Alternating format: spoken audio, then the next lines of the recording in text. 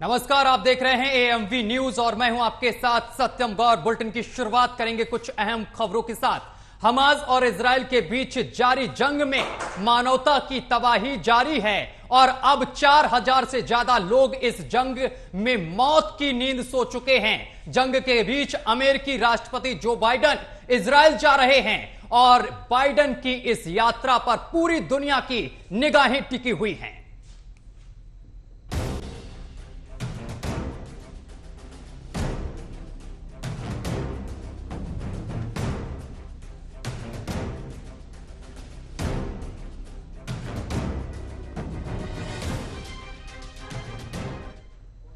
जंग के बीच बाइडेन के इस दौरे पर पूरी दुनिया की निगाहें टिकी हुई हैं और एक ओर हमास को मिटाने की बात तो दूसरी ओर फिलिस्तीनियों के हक के लिए बात करने वाले अमेरिका का रुख बाइडेन की यात्रा के बाद साफ हो जाएगा। देखिए हमारी एक खास रिपोर्ट और रिपोर्ट के बाद इसी पर करेंगे चर्चा।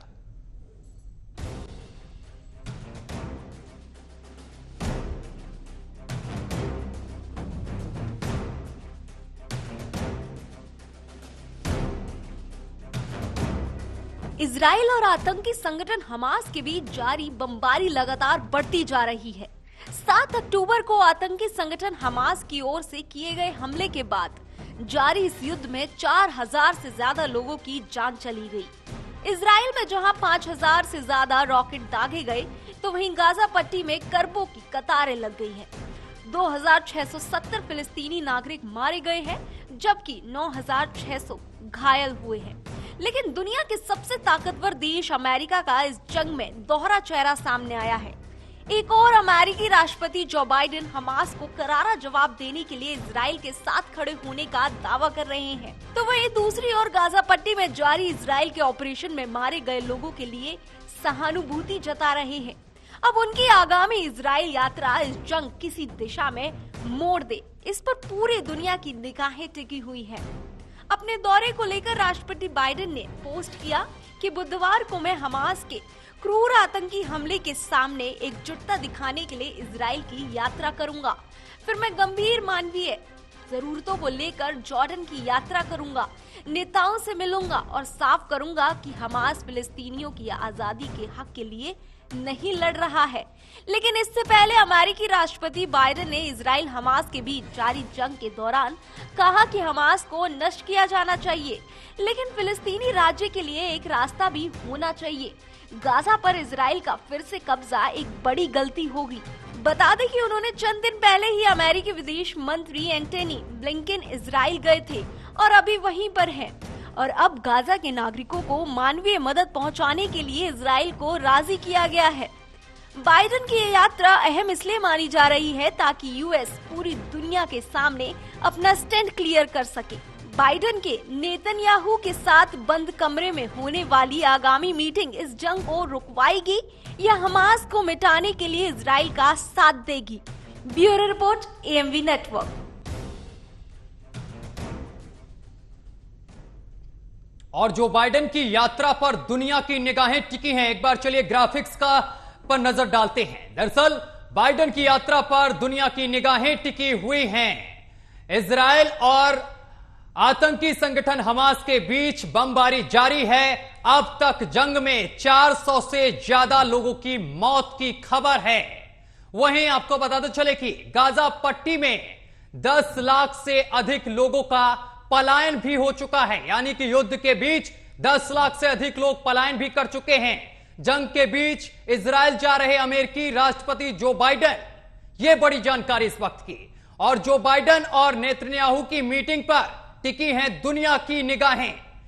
यात्रा के बाद पूरी दुनिया के सामने यूएसए का स्टैंड क्लियर हो जाएगा और 2 वॉरशिप इजराइल के समुद्री सीमा के पास भेजे जा चुके हैं और दोबारा गाजा पर कब्जे को बताया है इजराइल की बड़ी गलती। ये अमेरिका ने बड़ी गलती बताई है। वहीं आपको बताते चले कि मिडिल ईस्ट देशों के दबाव में तो नहीं जो बाइडेन के ये बड़ा बयान सामने निकलकर जो आ रहा है।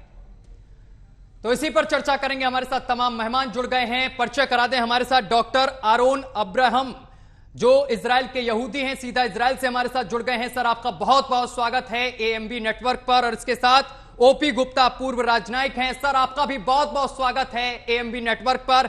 और टीपी त्यागी जी हमारे साथ जुड़ गए हैं, डिफेंस एक्सपर्ट हैं। टीपी त्यागी जी, आपका भी बहुत बहुत स्वागत है एएमबी नेटवर्क पर। सबसे पहले मैं इजराइल जाऊंगा, क्योंकि इजराइल पर हमास ने जिस तरीके से हमला करा था 7 अक्टूबर में, और उसके बाद से इजराइल में तमाम लोगों की मौत हो गई है, लेकिन इजराइल लगातार इसका बदला भी हमास से ले रहा है। और इसी बीच अब अमेरिकी राष्ट्रपति जो बाइडेन का दौरा भी बहुत अहम बन जाता है। मैं ओब्रान जी, मैं आपसे यह जानना चाहता हूं कि अभी क्या कुछ स्थिति बनी हुई है इजराइल में। शलोम, नमस्ते, जय भारत, जय इजराइल जी। हमारी स्थिति कोई मतलब देखिए, वॉर में कोई ज़्यादा चेंज आया नहीं है। हमारी सिविल लाइफ जो है, हमारे जो सिटीजन्स हैं इजराइल के, हम लोग we have come back to work. हम लोगों ने अपना काम शुरू कर दिया है, बहुत सारे ऑफिस खुल गए हैं और कोई अपनी नॉर्मल लाइफ में कोई ज़्यादा फर्क नहीं पड़ा है। जहाँ तक वॉर जोन की बात करें तो वो तो चल ही रहा है दोनों तरफ से। और हमें ताज्जुब की ये बात है कि इतना डैमेज होने के बाद जी हमास से रॉकेट्स अभी भी आ रहे हैं इजराइल में। ये हमारी समझ में नहीं आ रहा है कि इन्होंने इस नेटवर्क को इतना स्ट्रांग बना के रखा हुआ है। इनके पास इतना पैसा था कि जिससे वो इतना बनाए कि देखिए ऑलमोस्ट गाजा का पूरी तरह से वो हो गया है, क्या कहना चाहिए, खत्म कर दिया है गाजा की बड़ी बड़ी बिल्डिंग्स को। हमास का जो सेटअप था उसको सब कुछ खत्म करने के बाद भी इनके रॉकेट्स अभी तक हमारे पास, हमारे इजराइल में आ रहे हैं। एक ताज्जुब की बात है। तो अब देखते हैं, अब इनकी विजिट हो रही है, देखते हैं क्या होता है। ठीक है, मैं टीपी त्यागी का रुख करूंगा। टीपी त्यागी, इस आमने सामने की आर पार की लड़ाई में इस बीच अमेरिका सामने आया है और अमेरिका अब दौरे के लिए पहुंच रहा है, यानी कि जो बाइडेन इजराइल के दौरे के लिए पहुंच रहे हैं और वो वहां का दौरा करेंगे जहां पर हमला हुआ, जहां पर तहस नहस हुआ है और जहां पर बहुत ज्यादा नुकसान हुआ है इजराइल का। तो ऐसे में इस दौरे को आप किस तरीके से देख रहे हैं? इस वक्त एक नहीं 3 ऐसे पॉइंट हैं जो कंकरेंटली हो रहे हैं। इधर तो ब्लिंकन का, इधर तो जो बाइडेन का दौरा हो रहा है, उधर रशिया के प्रेसिडेंट पुतिन चाइना जा रहे हैं। उनका जो बेल्ट एंड रोड इनिशिएटिव की मीटिंग है और इस मीटिंग में 100 से ज्यादा देश भाग ले रहे हैं और रशिया वहां जा रहा। रशिया के प्रेसिडेंट पिछले 2 सालों में या युद्ध स्टार्ट होने के बाद पहली बार बाहर निकले हैं, वहां जा रहे हैं, जबकि वो G20 में नहीं आए, ब्रिक्स में नहीं आए। लेकिन इन दोनों से जो बड़ी बात है वो ये है कि ईरान के सुप्रीम कमांडर खोमेनी ने ये कह दिया है कि अगर इजराइल ने हमास में हमले बंद नहीं किए तो मुसलमान एक हो जाएंगे, और अगर मुसलमान एक हो जाएंगे तो दुनिया में उन्हें कोई नहीं रोक सकता। अगर तो मैंने लगा दिया, उन्होंने अगर भी नहीं कहा। उन्होंने कहा कि मुसलमानों को दुनिया में कोई नहीं रोक सकता, यानी कि इस जंग को जो आतंकवाद की समझी जा रही थी उसको धर्म का नाम दे दिया। लेकिन मैं वापस आता हूँ आपके प्रश्न पे, अमेरिका पे। अमेरिका जैसे पहले इतिहास रहा है, आगे वो क्या काम करेगा इसका अंदाजा इस बात से लगाया जाता है कि बीते हुए कल में उसने क्या काम किए। दोहरा, तीरा, चौरा, चरित्र। 2-3 एग्जाम्पल। पहला, कतर में हमास के ज्यादातर लीडर रह रहे हैं और वहीं से वो संचालित कर रहे हैं गाजा पट्टी में ऑपरेशन को। कतर में ही अमेरिका का सबसे बड़ा मिलिट्री बेस है। ये समझ में नहीं आया कि अमेरिका को कैसे पता नहीं लगा कि 7 अक्टूबर को इजराइल में क्या होने वाला है। ये वही अमेरिका है जिसको ये पता लग गया कि कनाडा में हरदीप सिंह निज्जर की मौत में इंडियन एजेंट्स का हाथ है, लेकिन ये नहीं लगा पाए। दूसरा प्रश्न जो प्रश्न खड़ा करता है, दूसरा बिंदु, वो ये कि करीब $5 बिलियन फ्रीज कर रखे थे अमेरिका ने ईरान के। उन $5 बिलियन को युद्ध से कुछ समय पहले ही रिलीज कर दिया गया। क्यों? क्या इसलिए कि वो हमास को पहुंचाए जा सके और हमास अपनी तैयारी कर ले। यानी समझ में नहीं आया, एक तरफ कहते हैं मैं इजराइल के साथ हूं, लेकिन आ जाता है लेकिन मैं गाजा पट्टी की स्वतंत्रता चाहता हूं। ये ऐसे स्टेटमेंट को देख के लगता है कि इनका कहना कुछ ऐसा है कि मैं तैरना चाहता हूं लेकिन मैं पानी में नहीं उतरूंगा। अब ये जो लेकिन वर्ड आ जाता है, इससे दूसरे लोग अंदाजा भी नहीं लगा पाते और उनके दोहरे चरित्र का पता लगता है। बस इसी निष्कर्ष पे पहुंच पाते हैं, यानी कि आने वाले समय में क्या होगा अभी तो फिंगर्स क्रॉस्ड हैं, लेकिन अगर खोमेनी की बात सही निकली तो ये धर्म युद्ध में बदल सकता है। ठीक है, मैं आगे बढ़ूंगा, अपने दूसरे गेस्ट के पास पहुंचूंगा। ओपी गुप्ता जी, आपको क्या लगता है जिस तरीके से अमेरिका दौरा कर रहा है और वहीं दूसरी तरफ ईरान धमकी दे रहा है कि इसमें दखलंदाजी अगर की तो ये अच्छा नहीं होगा, सारे मुस्लिम देश एक साथ हो जाएंगे और हमला करेंगे ईरान पर, आपको क्या लगता है, क्या ये विश्व युद्ध की ओर इशारा है? अमेरिका के जो बाइडन है, इनका जो दौरा वहां पर हो रहा है, क्या लगता है ये एक विश्व युद्ध की तरफ इशारा कर रहा है ये दौरा? विश्व युद्ध की बात नहीं हो सकती। अमेरिकन प्रेसिडेंट का मुख्य उद्देश्य है इजराइल को सपोर्ट करना, कहें से कि इजराइल यूएसए का नॉन नाटो मिलिट्री एलाई है, तो ये वहां पर वहां की जनता को आश्वस्त करने जा रहे हैं कि अमेरिका इजराइल के साथ खड़ा है। दूसरा, उनके वहां जाने का मतलब केवल ईरान को स्केयर करना है कि ईरान जो है वो इजराइल पर हमला न करे। जो ईरान है और हमास है, दोनों का ऑब्जेक्टिव एक ही है कि स्टेट ऑफ इजराइल को खत्म कर देना है, एक्सटिंग्विश कर देना है और पूरे इजराइल पर जो है मुस्लिम कब्जा करना है। ये दोनों का ऑब्जेक्टिव है। इसीलिए हमास को टेररिज्म कहा जाता है। जहां तक भारत का सवाल है, भारत प्रेसिडेंट अब्बास वाली पैलेस्टीन PLO के पैलेस्टीनियन अथॉरिटी को एक्सेप्ट करता है।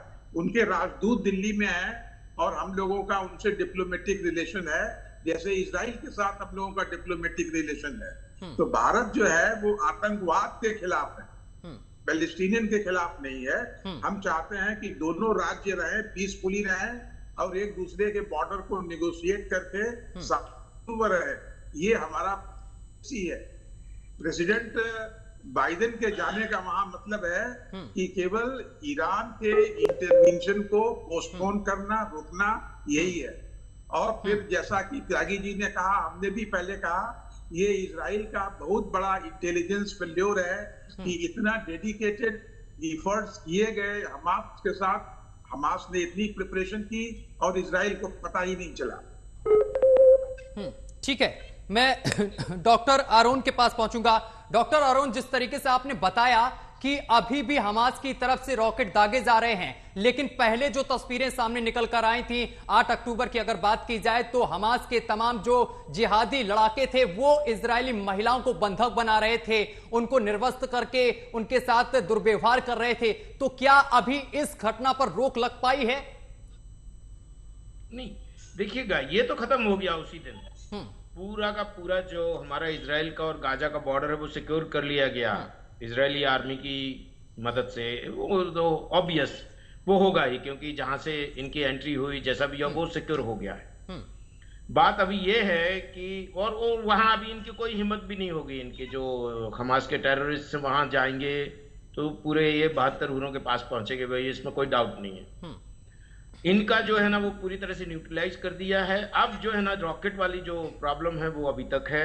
आप देखिएगा, अब जैसे त्यागी जी हैं, वो बहुत ही, हम 1-2 बार और भी पैनल पे रहते हैं दोनों जन जी, और उनकी बात जो है ना बहुत अच्छी है। इसमें एक अभी आज क्लियर हो गया है कि रूस ने, रशिया ने इसको सीज फायर के लिए वो किया है, दिया है, वो रिक्वेस्ट भेजते हैं, क्या बोलते हैं, क्या कहते हैं उसको यूनाइटेड नेशंस में, उसमें उन्होंने सबने वीटो मना कर दिया उसको कि ये नहीं पॉसिबल।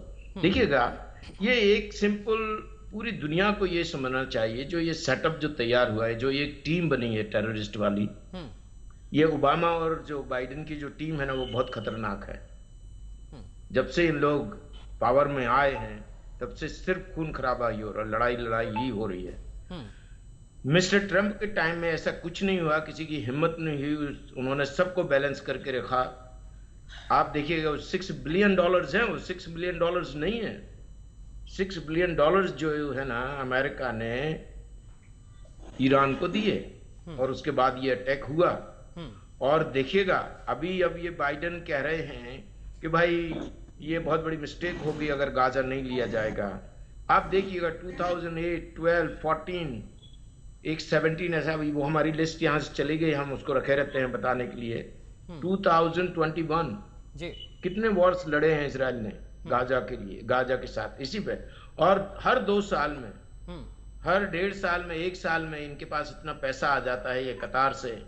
और कतार को पैसा देने वाले कौन है ये? और रशिया का इंटरेस्ट देखिएगा ईरान के साथ। तो ये देखिएगा, अगर दुनिया इस समय, स्पेशली भारत को इस समय इनसे संभलना चाहिए जी। ओबामा, मुस्लिम ब्रदरहुड, ISI जो भी कहिए, सबसे जुड़ा हुआ है। एंड ओबामा जो है ना, वो ईरान को प्रमोट करना चाहता है, अमेरिका को नीचे करना चाहता है। इससे हम शायद आप लोगों की ये बात बुरी लगे, he is a traitor. America का सबसे बड़ा देशद्रोही ओबामा है, और बाइडेन जो है ना, Biden is puppet of Obama. इस टीम के इस कॉम्बिनेशन से पूरी दुनिया को बहुत बड़ा खतरा होने वाला है, क्योंकि ये कॉम्बिनेशन जो है ना, वो टेरर को प्रमोट कर रहा है। ठीक है। और ये हमास और इजराइल की लड़ाई नहीं है। हमास की जो, आप अगर चार्टर हमास का पढ़ोगे ना, तो वो पूरे तरह से इस्लामिक है। इजराइल को तो उनको खत्म करना ही है। हमास के चार्टर में आप देखिएगा, टू ऑब्लिटरेट इजराइल। अभी वो है हमारे पास, नेक्स्ट जब भी हमारी, जिसके साथ भी हमारी ये होगी, हम उसमें बताते रहेंगे आपको स्क्रीन पर लाके। इजराइल को खत्म करना है, हमास का चार्टर ये है। ठीक। मुस्लिम ब्रदरहुड को प्रमोट करने वाला ओबामा है। और ये जो इनकी टीम ने, ये बाइडेन और ओबामा की टीम, दुनिया में सिवाय खून खराबा के और कुछ नहीं होगा।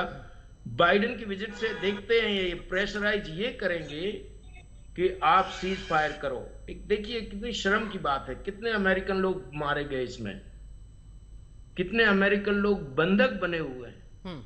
लेकिन बाइडेन कह रहे हैं कि it will be a big mistake to take over Gaza again. Gaza को फतेह करना बहुत बड़ी मिस्टेक होगी इजराइल की। क्यों होगी भाई? फिर हम तो हर 2 साल, हर 1.5 साल में ऐसे ही वॉर करते रहेंगे। के पास जाऊंगा। टीपी त्यागी, ये देखिए बहुत बड़ा सवाल है कि एक तरफ आप मदद भी कर रहे हैं, दूसरी तरफ गाजा पर कब्जा करने के लिए मना भी कर रहे हैं कि बहुत बड़ी गलती होगी। इसको आप किस तरीके से देखते हैं? देखिए, एक पॉइंट तो अब्राहम साहब ने बता ही दिया। एक पॉइंट तो अब्राहम साहब ने बता दिया कि जो बिडेन है, ये ओबामा साहब के साथ कैसे घुल मिल गए हैं और ओबामा साहब की प्रवृत्ति क्या है। एक तो वो कारण हो गया। लेकिन सर ये सुनिए, जो डेड बॉडी हमासा इसके सोल्जर्स की मिली, इन लड़ाकों की, उन डेड बॉडी से एक प्लान पता लगी जो लिखी हुई है अरबी में। क्या उसमें कुछ उद्देश्य है? पहला उद्देश्य कि कम से कम 5000 लोगों को मारो, 5000 यहूदियों को मारो। दूसरा उद्देश्य, ज्यादा से ज्यादा महिलाओं को बंधक बनाओ। तीसरा उद्देश्य कि नागरिकों को लड़ते समय अपनी ढाल बनाओ। चौथा उद्देश्य, इजराइल के कम्युनिकेशन टावर और सर्विलेंस कैमरा को पहले ध्वस्त करो। एग्जैक्टली यही हुआ है। जो 7 अक्टूबर को हुआ, उनको इसकी इंटेलिजेंस 2 साल पहले मिल गई थी। कि उनका कम्युनिकेशन टावर कहाँ पे है, सर्विलेंस कैमरा कहाँ पे है, और जो उसका गेट है वो खुला रहता है या बंद रहता है, और उसका नक्शा, और दो आदमी जो मोटरसाइकिल पर लड़ा के गए थे उनकी जेब में बाकायदा नक्शा था, बीच में जब रास्ता भूल गए तो निकाल के उसे देखा, सारी चीजें। और जाते ही पैराग्लाइडिंग इसलिए की गई थी कि हम उस 5000 के लक्ष्य तक पहुंच जाएं बाय इनडिस्क्रिमिनेट फायरिंग। तो ये तो हमास का चरित्र है। अब हमास हो गया एक आतंकी संगठन। जब आतंकी संगठन हो गया तो अब प्रश्न ये उठता है कि लोग कहते हैं फलस्तीन के खिलाफ हम नहीं है, लेकिन हमास के खिलाफ हम हैं। क्यों भाई? क्या फलस्तीनी लोगों ने हमास को नहीं चुना? और केवल चुना नहीं, 2007 में फतेह जो वेस्ट बैंक में था उसके खिलाफ इन्होंने इसको चुना, हमास को चुना। तो फिर तुम जैसे लोगों को चुनोगे वही तो जिम्मेदार होंगे। और आज सच ये है कि जो लोग उत्तरी गाजा से दक्षिणी गाजा को जा रहे हैं उसमें से बताया गया कि 70-80 को इजरायलियों ने मार दिया। इजरायलियों ने नहीं मारा उनको मारा है इसी हमास ने, ये सोचकर कि इसका इल्जाम इजराइल के ऊपर जाएगा, और ये हमास ही है जो उन्हें वहां जाने से रोक रहा है। तो जड़ तो हमास ही है। और हमास को पीछे कौन है? उसके पीछे क्लियर है, ईरान है। और ईरान किसकी मदद कर रहा है रूस यूक्रेन युद्ध में? रूस की कर रहा है। और रूस की किसके साथ लिमिटलेस फ्रेंडशिप है? चाइना के साथ। यानी कि एक सर्किट तो आपको ये दिखाई दे गया। दूसरा, मुस्लिम ब्रदरहुड का सऊदी अरेबिया ने इजराइल के साथ एक मित्रता की इक्वेशन एस्टेब्लिश कर रखी थी, फाइनल होने वाली थी, उसके ऊपर रोक लगा दी गई, यानी कि मुस्लिम वर्ल्ड की तरफ टिल्ट हो गई। इजिप्ट जिसने मान्यता दी थी इजराइल को, जिसके डिप्लोमेटिक रिलेशन है इजराइल से, वो इजिप्ट ने भी फिलिस्तीन को समर्थन दे दिया। एक अकेला देश मैं समझता हूँ शायद यूएई बचा है। टर्की ईरान के साथ न केवल है बल्कि टर्की हमास के लीडर्स को अपने यहाँ ठहरने में मदद भी करता है। यानी करीब करीब पूरा अरब वर्ल्ड एक जगह आ गया। एक जगह अरब वर्ल्ड आ गया और एक जगह अमेरिका एंड अदर देश आ गए। और अब ऊपर से आ गया खोमेनी का बयान कि मुसलमानों को दुनिया में कोई नहीं रोक सकता। इसके बाद सर क्या कंक्लूजन निकाले अलावा इसके कि ये बहुत ही खतरनाक समय है और इस युद्ध को धर्म युद्ध में परिवर्तित कर दिया गया है। ठीक है गुप्ता जी, क्या दोनों तरफ से अगर देखा जाए, चाहे इजराइल हो या फिर हमास में जो फिलिस्तीनी नागरिक हैं, दोनों तरफ से आम लोग पिसते हुए नजर आ रहे हैं इस युद्ध में और आम लोगों की जान भी लगातार जा रही है। क्या इस युद्ध का बीच का रास्ता निकलेगा? इस युद्ध का केवल एक इमीडिएट रास्ता ये हो सकता है कि हमास ने जितने भी इजरायली और दूसरे कंट्री के लोगों को बंधक बना रखा है उसको अनकंडीशनली इमीडिएटली इजराइल को सौंप दें। तो इससे एक जो है बातचीत करने का रास्ता खुलेगा। अगर हमास ऐसा नहीं करता है तो Israeli government prime minister Netanyahu को अपना पॉलिटिकल साख बचाने के लिए गाजा में मिलिट्री एक्शन को कंटिन्यू रखना होगा और कोई ऑप्शन नहीं है उनके पास। डॉक्टर अरुण, फाइनल प्रतिक्रिया आपसे। बिल्कुल, एक तो गुप्ता जी बहुत बहुत धन्यवाद आपके इस कमेंट के लिए। ये अगर अभी फिलहाल इसको युद्ध को रोकना है तो ये आपको बगैर किसी कंडीशन के, क्योंकि आज हमारे जहां हम रहते हैं ना, हमारे मेयर जो हमारे सिटी के मेयर हैं उनका लड़का भी बंधक है और हमारे परिवारों के 7 बच्चे और भी बंधक हैं, 8 लोग हैं। हम लोगों ने म्यूजिक सुनना बंद कर दिया, सब हमारी नॉर्मल लाइफ खत्म हो गई पूरी। एक तो ये वजह हो सकती है बात करने की, रास्ता निकालने की। इसके बाद फिर अगर इसका परमानेंट सोल्यूशन अगर लेना है दुनिया को, ये ईरान के हाथ में है, ओबामा के हाथ में है, चाइना के हाथ में, रशिया के हाथ में है, कतार के हाथ में है जिससे पैसा जाता है। इन लोगों को इकट्ठे बैठ के इसको डिस्मेंटल करना है हमास को। चलो ठीक है, अगर लोग कह रहे हैं पैलेस्टीनियन अथॉरिटी पैलेस्टीनियंस को रखते हैं, क्योंकि पीए जो महमूद अब्बास हैं उनके प्रेसिडेंट, उनसे बनती है इजराइल की बातें चीतें होती रहती हैं, इतने बड़े बड़े अटैक्स उस तरफ से नहीं होते हैं, तो उसको एस्टेब्लिश कर सकते हैं फिर से। एक बात। दूसरी बात, एक और ऑप्शन जो है जो बहुत अच्छा है, इजराइल गाजा को ले ले और 2005 के पहले जो इजराइल ने वहां सेटअप एक लगाया था, उस सेटअप को फिर से लेके आ जाए और गाजा को इजराइल के अंडर में रहना चाहिए। चलिए इट इज मस्ट, नहीं तो ये 2-2 साल में होते रहेंगे। ठीक है सर, बहुत बहुत शुक्रिया आप तीनों मेहमानों का हमारे साथ जुड़ने के लिए और तमाम बातचीत करने के लिए। वैसे तो अब बाइडेन की यात्रा पर पूरी दुनिया की निगाहें टिकी हुई हैं, क्योंकि बाइडेन की यात्रा के बाद तमाम तरीके की रणनीति सामने निकल कर आएंगी और यह भी हो सकता है कि ये युद्ध एक लंबा खिंचे और यह भी सामने निकल कर आ सकता है कि इस युद्ध पर विराम भी लग सकता है। फिलहाल मेरे साथ अभी के लिए बस इतना ही। देश दुनिया की तमाम खबरें देखने के लिए देखते रहिए आपका अपना चैनल AMV नेटवर्क।